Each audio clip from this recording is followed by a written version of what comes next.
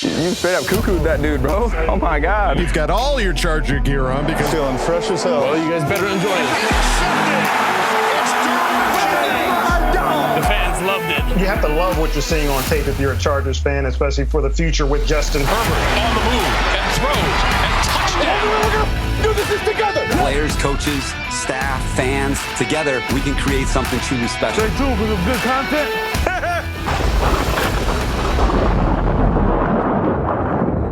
Well, hey, it's Thanksgiving Day. Welcome back, everybody, to the Charger Chat. I'm your co-host, Will Dugson, with my buddy, Kev Huggin Duggan. Gobble, gobble, bitches. Let's not forget Kyle, the coach, Duggan. Gobble, gobble, bitches. Oh, man. Well, folks, it's Thanksgiving. How about that? What a great day. What a great day. Well, I guess post-Thanksgiving. I guess we're this Black Friday now. We're dropping this bad boy. So we recorded this a little earlier. We just wanted to make sure that we got an episode out to you guys because it's our job here at the Charger Chat. We want to make sure that you guys are never left wanting. Never, basically. Ever wanting. All right. Well, yeah. I mean, hey, post-Thanksgiving, what are you guys thankful for? Thankful for you too. My family.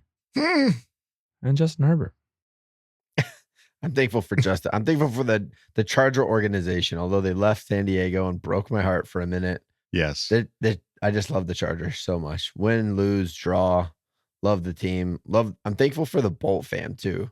Just thinking back to the Kansas City game, like we were there. That was a full force show up. We were louder than them at our home stadium. 70,000 seats. Shut up. Like this is a real fan base. And you could tell in the tailgate, Thunder Alley was like predominantly Charger all everywhere. Yeah. I'm thankful for the fans. Yeah. Yeah. That's a good one. Yeah. I'm thankful, obviously, for you guys. I'm thankful to be here in Missouri. You know, now Kevin is just a stone's throw away from where I live. And that hasn't been, I know, just be careful. Oh, you got me. That hit me. Haven't been able to do that in quite some time. So I'm very thankful to be close to him and working with him. And I'm thankful for the Bolt fan. It was a great call there, Kyle. That's, you know, the whole, the best thing about this is the Bolt fam, you know, just doing this podcast and interacting with you guys. Kevin gets to sit down with fans and do Bolt insights and stuff like that. Like that's brought this podcast and this base of podcast listeners closer together. So extremely thankful for that. So there we go. Yeah. Little post-Thanksgiving thankfulness. And I'm thankful that football's coming up here on Sunday. That's right, folks. Yes, we've got another game coming up here against the Cardinals, the Arizona Cardinals. Show me the money. Show me the money. So 4-7 Cardinals. 4-7. Is that what they are right now? 4-7? Oh, they don't have a bye week. They haven't had their bye week yet. That's interesting. Okay. Yeah, it's right after us. So we're catching them not only on a short week because they played Monday Night Football, but we're catching them before their bye week. So this is like, and it's looking like Kyler Murray's not going to be playing, and it could be Colt McCoy again this week. So, you know, we need to win. We need to win this Sunday. We do. We need it. We need this. Let's go. Yeah. Yeah. Getting the divisional wins are, you know, we need to win this, but we're now at that point in the season where it's like we've got to start getting some wins every week. Every week is a must-win week at this point. So, going against the Cardinals, we just saw them get beat pretty handedly by the 49ers, right? By the 49ers in Mexico. And that's the other thing is that's a hard week, man. You play Monday night in Mexico City. You're flying home. You basically are on a short week now. Right. You get to play at home, but that's a tough travel. Monday night and in Mexico City. And remember all that talk about the elevation and how thin the air is up there. Right. Your body's that affects your body for multiple days once you're done in high elevation. You know what I mean? I had to shoot one time where we were shooting up in Colorado, and we were up in the mountains doing all these like drone shots, and like I didn't feel very good for a couple days after that. I just wasn't quite myself until I Interesting. You know, your body takes time. So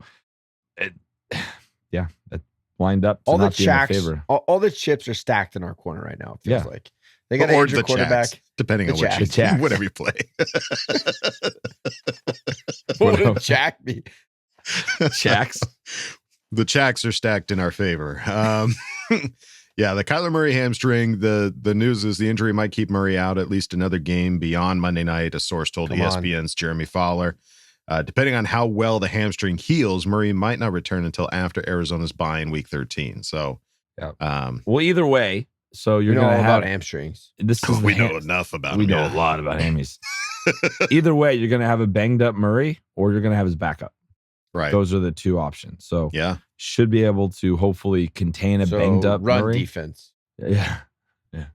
Who are the Cardinals? The James Conner is their one. Yeah, he's their go-to guy. Yeah. Well, we'll have to wait and see. But yeah, this is definitely a must-win game. Let's see. Looking at the Cardinals' last game, they were. Let's see.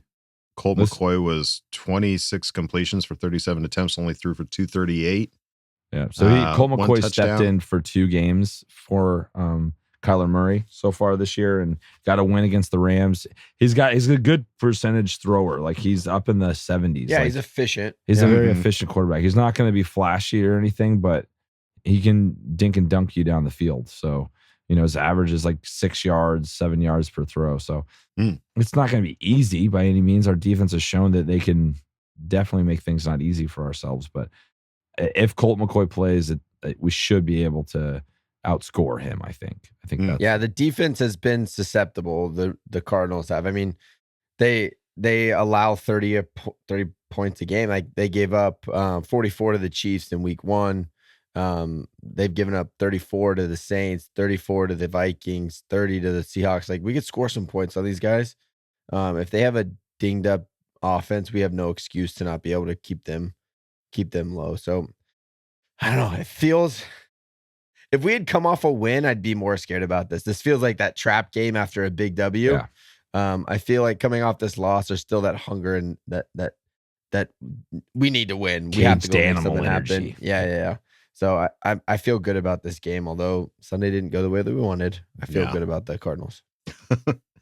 Well, if you feel good, you can go on over to our Patreon, patreon.com/ChargerChat. Check out all the fun videos we've got going on over there. We've got a lot of exclusive fun time stuff happening there. And if you want, you can check it out.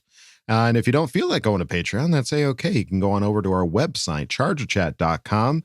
Check out all the cool stuff we've got over there, T-shirts, hoodies, and stickers. You can chat it up with other Charger Chatteteers in our members section and ask questions and Ask Boltfam. So go check out ChargerChat.com. All right, gang. Well, in the interest of this being a holiday week, we're going to throw you to the next 2 segments back to back. Starting it off with the Craig Experience. Oh, yeah. And then followed up with the Bolt Beat. Let's go. Come on in, man. Kick your feet up. Oh. Craig Experience. Hello there. Make yourself at home. Got some stuff to talk about, right? Moving on.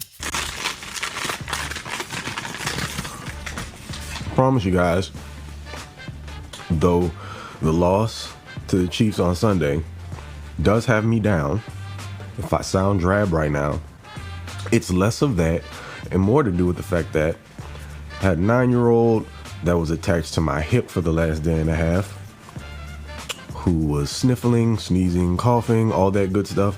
And Kevin, Kyle, you guys know, when you have children, whatever they bring home, everybody gets. And so unfortunately, I sound like this. You might hear me sniffle a little bit, hack a little bit, might have a sneeze. I'm gonna pop a Halls real quick because my throat is on fire. And still gonna get through this because that's what I'm here for. Talk to you guys about the team that we all know and love and push through these hard times because things are a little difficult right now. But that's why we're all here, to help each other through it. So that said, CC gang, the biggest of salutes, and to the rest of the Bolt fam, what is up? You got Craig in Texas, and welcome to a sickly edition of the Craig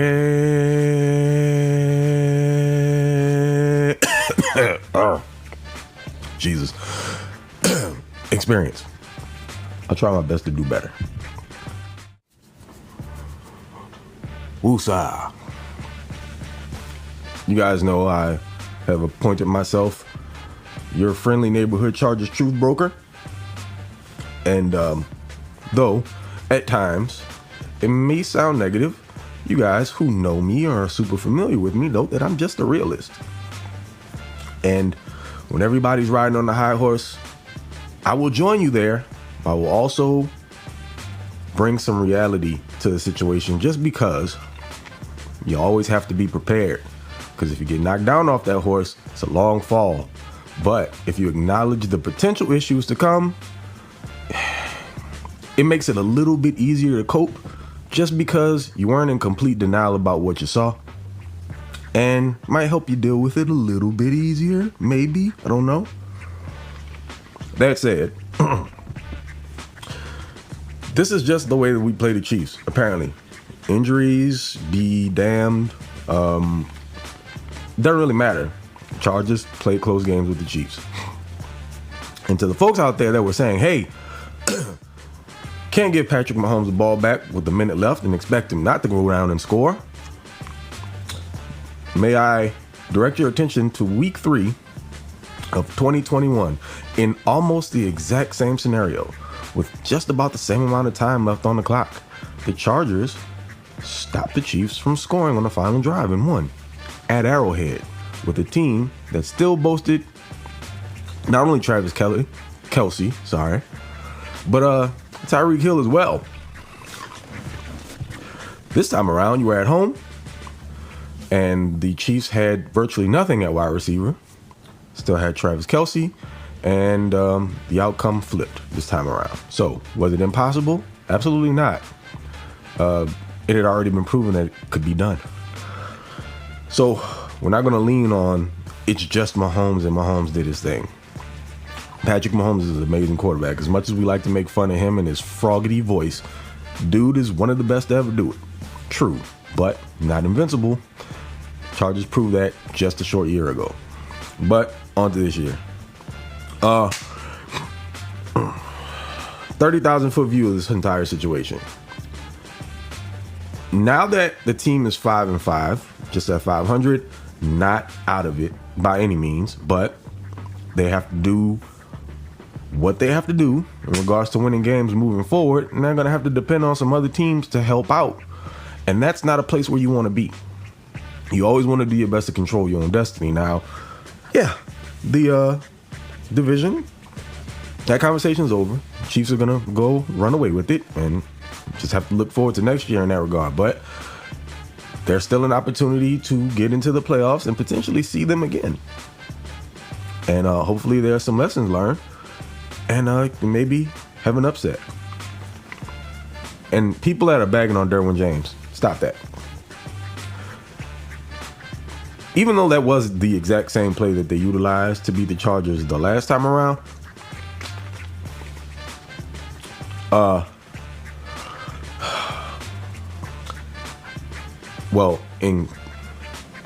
last time at SoFi. Pay very close attention to that play. The reason why it worked is because it was schemed up perfectly. Derwin didn't just get beat. The Chiefs, Andy Reid, Eric Bieniemy, schemed Travis Kelce into a one-on-one situation where they could utilize spacing and created a natural pick in route combinations, which caused Derwin to hesitate for about half a second, giving Kelce just enough space to get open, and the rest is history.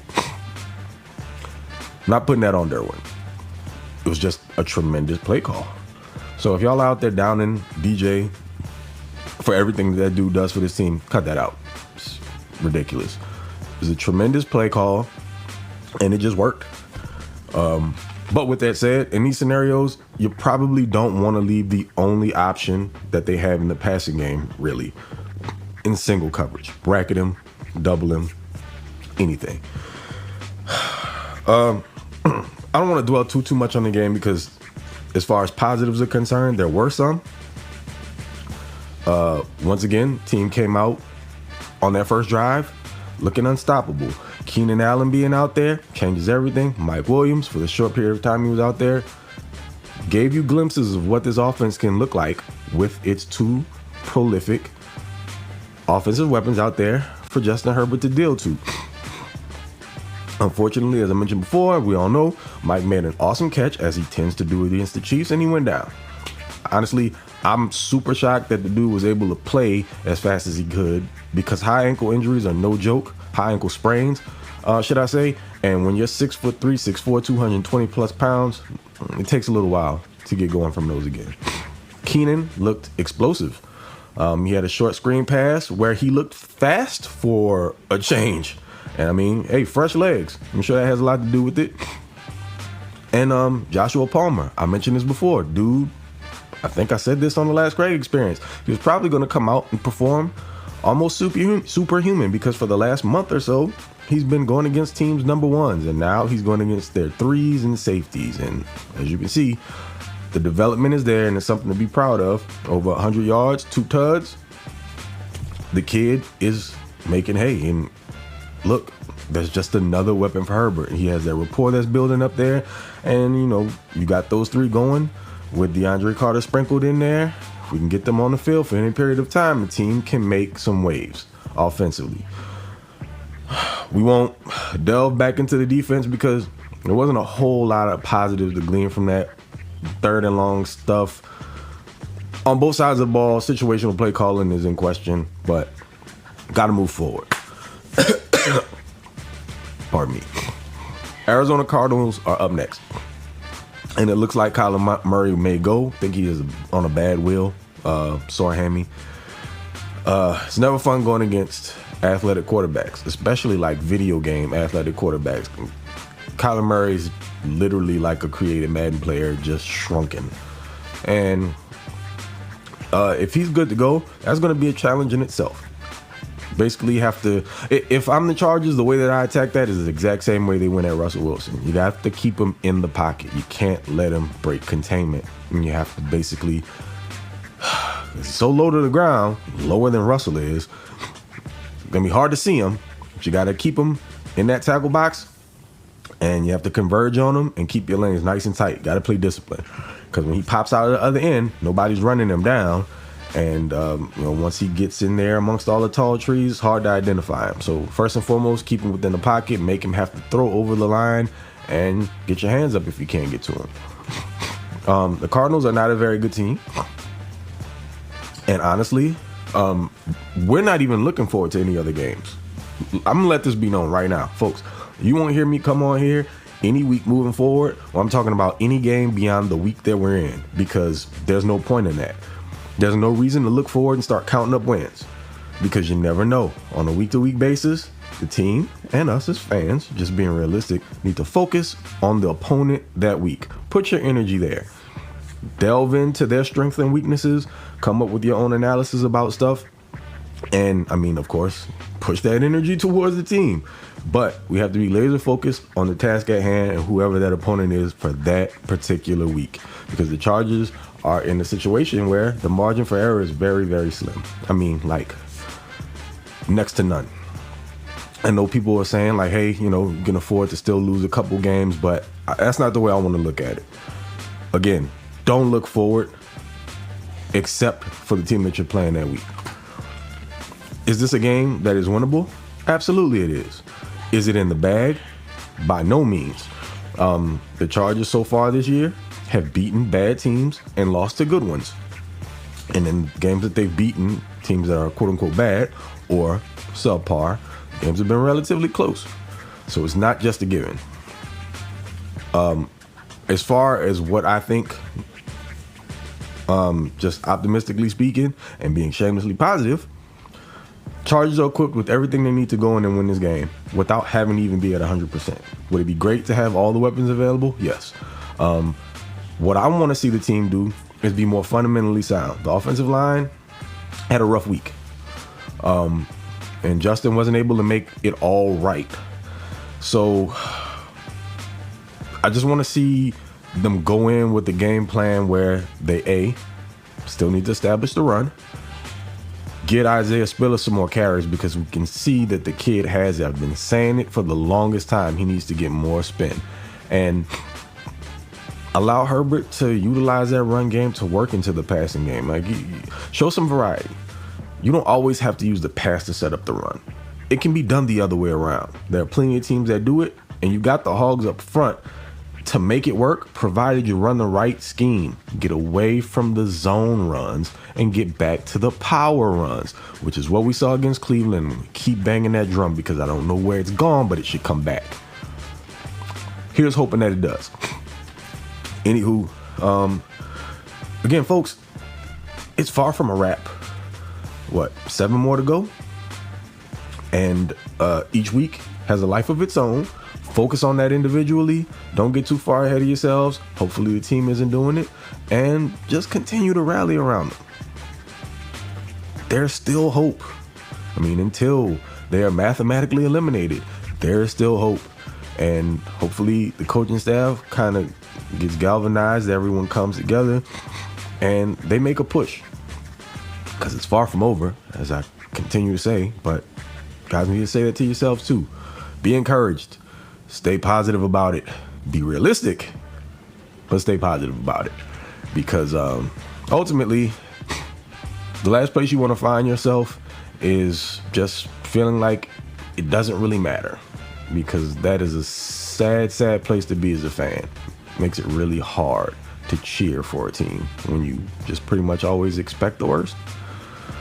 So with that said, until the next one, hopefully all this congestion will have drained and I don't sound like Patrick Mahomes or the WB Frog. Y'all take it easy. Y'all know who it is. Mr. Volganger Do Not Bang, aka TOP_FLYT3 on Twitter. And stay on the lookout for the Charger to the Games on my YouTube page where, I keeps it as real as it gets. And my raw emotions come out there, and you may not always agree with them, but they're all coming from a factual place, and I'm just dropping it blunt, no filter, no chaser. But again, catch y'all on the next one. Take it easy, and okay, love you, bye. Welcome back to another edition of The Bolt Beat. As always, I am your host, acting editor over at boltbeat.com. Jason Reed. Follow us on Twitter at BB_Chargers or myself at Eat Your Reedies. Now that spiel is over, let's talk some Chargers football. Look, it's Thanksgiving. Thanksgiving already passed by the time you might be listening to this. And you might not have said that you were thankful for the Chargers this year. The reason being, Chargers have lost 2 in a row, both on primetime, both in heartbreaking fashion. Look, I understand. Being a football fan, it is tough. Non-football fans don't understand. Especially being a Chargers fan. It's agony, it's heartbreak, it's the same losses, what seems like over and over and over. Justin Herbert feels like he's the new Phil Rivers, great quarterback. For some reason, just his team around him can't get it done. I get all that. I get all the negative sentiments that we've been seeing on Twitter, on social media, anywhere that someone will listen. I get it. And I get if you're listening to this with no confidence and you're listening because you support Charger Chat, you support Bolt Beat, we thank you as always. But look, you should not be losing hope on your Los Angeles Superchargers. Yes, they're 5-5. But honestly, as I mentioned 2 weeks ago before they played the 49ers, there was a decent chance that they would be 5-5. These were 2 really good teams. They just played back-to-back on primetime. We just saw the 49ers absolutely shellac the Arizona Cardinals in Mexico City on Monday Night Football. I know, I don't want to be reactionary. I'm genuinely not saying this to make the Chargers feel better. But these 2 teams could be playing in the Super Bowl in 4 months, 3 months, however many months we are away from the Super Bowl. These are 2 really good football teams. Now, I get it. The Chargers have only beaten losing teams, and we all expected them to be Super Bowl contenders. So to lose these games back-to-back doesn't make you feel good. It was a 1-score game. The Chargers were in both games. They could have won both games if the last drive went their way. Not saying it's on Justin Herbert or anything, but they were in both games. So I understand it's frustrating, and I understand a lot of fans seemingly have lost hope. I know us here at Charger Chat, the Charger Chat guys, they haven't lost hope. They're always positive. They're always optimistic. They're always positive. 5-5, yes, the Chargers have made it harder on themselves to make the playoffs, but they're not out of it yet. You look at the main teams they're competing against, the Cincinnati Bengals, the New England Patriots, and the New York Jets. The Cincinnati Bengals, super hard schedule. They probably have the toughest remaining schedule in the league. They have an absolute gauntlet remaining in front of them. They have to play the Ravens. They have to play the Patriots. That's a game actually Charger fans should be tuning into. They have to play, I believe, the Bucks, the Dolphins. Like, they play so many good teams, and it's like, and the Chiefs still. So yeah, they are 6-4 right now. I have them finishing 10-7 at best, likely 9-8. Okay, so there's one team checked off. We have the New England Patriots, who their defense looks really good right now. Yeah, they're 6-4, but their defense also looks really good when they play Zach Wilson and Sam Ehlinger. Anytime they play a half-decent quarterback, Lamar torched them. Aaron Rodgers torched them. The Dolphins beat them week 1 with Tua, but that was obviously the week 1 of this new offense. And they have a tougher schedule coming up. They play the Vikings this week. The game might have already happened by the time you're listening to this, and hopefully the Patriots lost. I have the Patriots finishing 8-9. I have them losing to the Vikings. Again, if they already beat the Vikings when you're listening to this, I sound like a fool. I have them losing to the Vikings. I have them losing both of their remaining games to the Bills, and I have them going 2-2 against the Raiders, Cardinals, Bengals, and I don't remember Dolphins, maybe. Don't remember the fourth one off the top of my head, but that puts them at 8-9. And then we look at the New York Jets. Yeah, promising story. An exciting team, young team, dynamic, good head coach. They just have a horrible quarterback. And look, they don't even know who's going to start next week. And every year we see this team that is a little bit ahead of schedule. The team with a bad, either a young team with a bad quarterback, something where they start off well, and then when the weather gets a little bit colder and teams kind of know who they are and they have the tape on the Jets, and the Jets can't do the same little trickery and whatnot, they're going to rack up losses. And look, I also have the Jets finishing 8-9. So if we have the Bengals going 10-7 at best, and we have the Jets and the Patriots potentially finishing 8-9, that leaves a spot there for the Chargers at 9-8. That means, they could in theory finish 4-3. Now they should be trying to finish 5-2, because I still think 10 wins has to get you in. I don't want to have to maybe have a tiebreaker at 9-8. But if you look at the schedule, it's doable. The Cardinals, that's a doable game. The Raiders, that's a doable game. The Chargers have already beat them. Titans and Dolphins, even if we assume the Chargers lose both of them, they then have the Rams, who can't move the ball and probably won't have Cooper Kupp. That might be punting on the season by the time that game happens. We have the Colts, who probably will be playing for draft position by the time that game happens. And then if we assume they win the games they should win, and they just lose the games they should lose, that puts them at 9-7 heading into week 18 against the Denver Broncos, where a win gets them in, and they might still be able to get in with a loss. So I think, yes, the Chargers made it harder. They gave themselves less than a 50% chance, and they have to do the work to get into the playoffs. But let's stop pretending like the playoffs are absolutely over. The Bengals were in a very similar situation at the same time last year, and they made a run. Yes, there are concerns with this team. The defense is concerning. The coaching hasn't been good. I get all that, and I'm not going to sit here and tell you all those problems don't exist. But that offense looked a lot better on Sunday night than it has the last 6 weeks with Keenan and Mike Will back. And Herbert looks like Justin Herbert. I told you guys to hammer the Herbert props last week, and just about everyone except his completions hit, I believe. This team, it is still talented to beat the teams it should beat. And if they get the job done, I get it. It's a big if.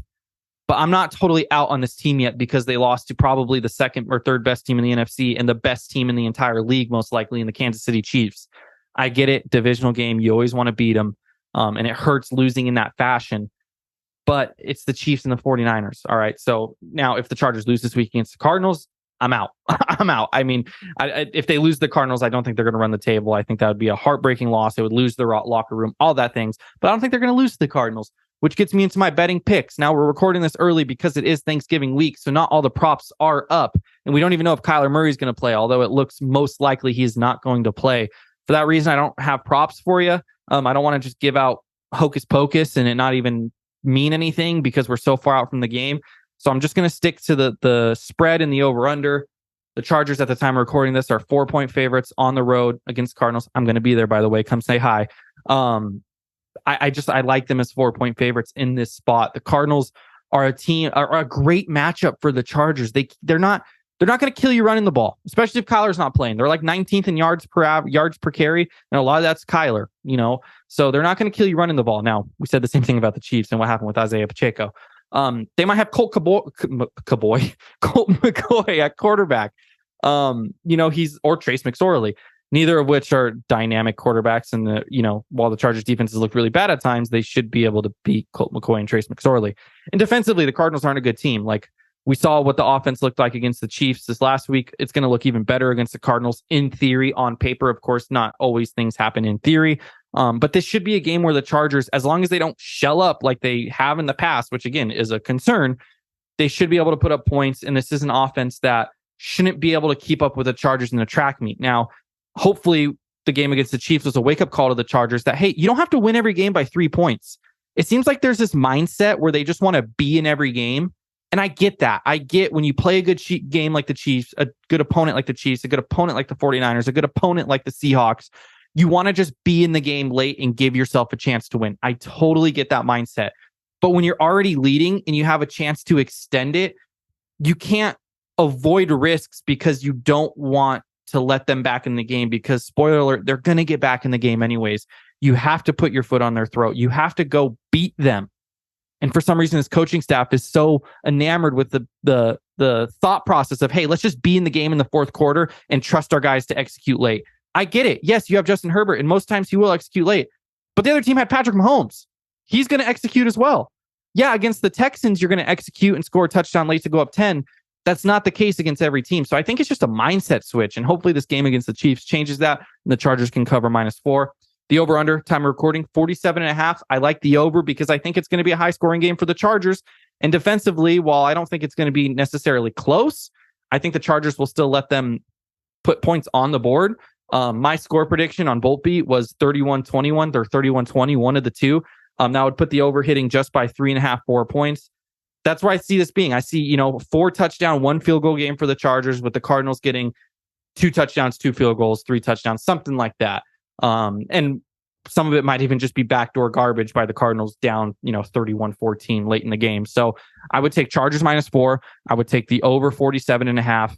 And, I would maybe flirt with some of the offensive props if you really wanted to. I would stay away from any Eckler rushing prop just because that run D offense is so hit or miss. So just miss actually most of the time. I would probably stay away from the receiver props as well, because as we saw last week, Josh Palmer was the one that had a big game.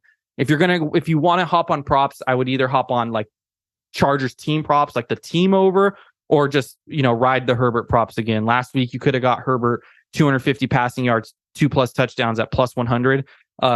With this game on Monday, he now has a 9-game streak of hitting 250 yards and 2 touchdowns with both Mike Williams and Keenan Allen in the game. So if both of them are playing and that prop is available for similar odds, I would hammer that as well. But those are my picks. I hope everyone has or had a great Thanksgiving. We're officially into the holiday season.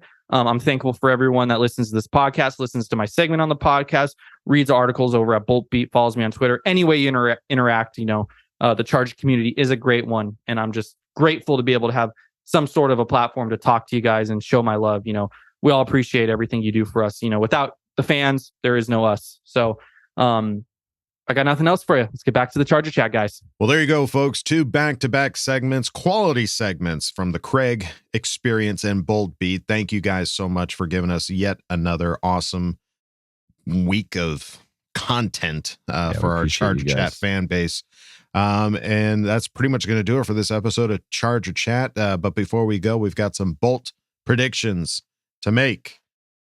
Started off with Kyle. All right. What are you thinking? Do it. I'm going to go 34-21. So it's a confident, I feel like it's a confident prediction, but I don't know. The offense started to click. I think Keenan, we haven't heard of any setbacks yet. So if he's back in the offense, if we can get Parham back, Gerald Everett back, some of these guys can start to play. I think we could be able to score points. And the reason I put 34 as my bold prediction is that there's no scoreless quarters in this game. That we'll score some points in every quarter and get to 34-21. Okay. Come on, Bolts. Yeah, God, if Mike Williams can come back too, that seems a very attainable score. So hopefully we get him back too. All right, Kev, what are you thinking? Something similar. I'm going 31-17 Chargers. Wow. I think we'll be able to outscore him this week. I think Colt McCoy probably will play, and we'll be able to do it. I think Keenan will have 2 touchdowns. 2 touchdowns. I think he's gonna pick up where he left off on that 63, and hopefully Lombardi has a good game. That's a good game. It's not too predictable. That's my bold prediction. GG, coach. Yeah. There you go. All right. Well, I'm going to keep it below 30. I'm going to go 28-21. And I'm going to say, since Kyle didn't pick up the ball from last week, I'm going to say Braden Fajoko gets the sack dance. That's fine. It didn't work for you. I'm going to come in. Maybe it'll work for me. Braden Fajoko gets a sack, and we get to see a Braden Fajoko sack dance. Let's go. Please and thank you. All right. Well, I think that's going to do it for us here. Charger Chat, short episode this week, but that's how we like it sometimes. Short and sweet. Sometimes. Yeah. You've got shopping to do. It's Black Friday. Get out there. What are you doing listening to us? Go get the deals to be had. That's going to do it for us here at Charger Chat, folks. Don't forget to bolt up because we're ready for any squad, any place. Okay, love you. Bye. Okay, love you. Bye. Okay, love you. Bye.